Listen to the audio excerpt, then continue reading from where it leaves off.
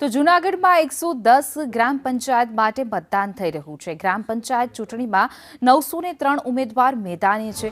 185 સરપંચ અને 718 સભ્યપદ માટે મતદાન થઈ રહ્યું છે.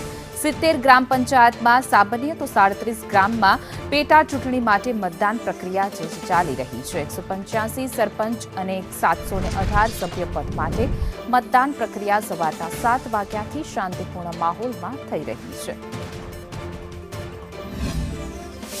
જિલ્લાની આજે જે ગ્રામ પંચાયતો ચૂંટણી શરૂ થઈ ચૂકી છે, ખાસ કરીને આપ જોઈ શકો છો અત્યારના જૂનાગઢ જિલ્લાના 110 ગ્રામ પંચાયતોમાં ચૂંટણીની પ્રક્રિયા શરૂ કરી દેવામાં આવી છે. 903 ઉમેદવારો મેદાનમાં છે, જેમાંથી 14 સરપંચ અને 309 સભ્યો છે તે બિનહરીફ થઈ ચૂક્યા છે.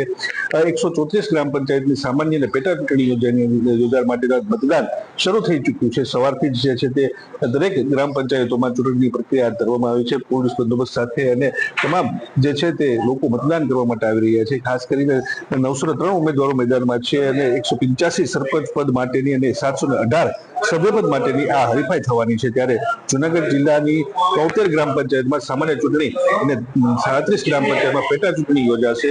સમગ્ર ચૂંટણીમાં કુલ 1381 ફોર્મ ભરવામાં આવ્યા હતા, તેમાંથી 1376 ફોર્મ માન્ય રાખવામાં આવે છે. આજ સવારથી જે છે તે ચુસ્ત બંદોબસ્ત સાથે વોટિંગ કરવામાં આવી રહ્યું છે. બેલેટ પેપર દ્વારા જે છે તે ગ્રામ પંચાયતની ચૂંટણીમાં વોટિંગ કરવામાં આવી રહ્યું છે. સંદેશ ન્યૂઝ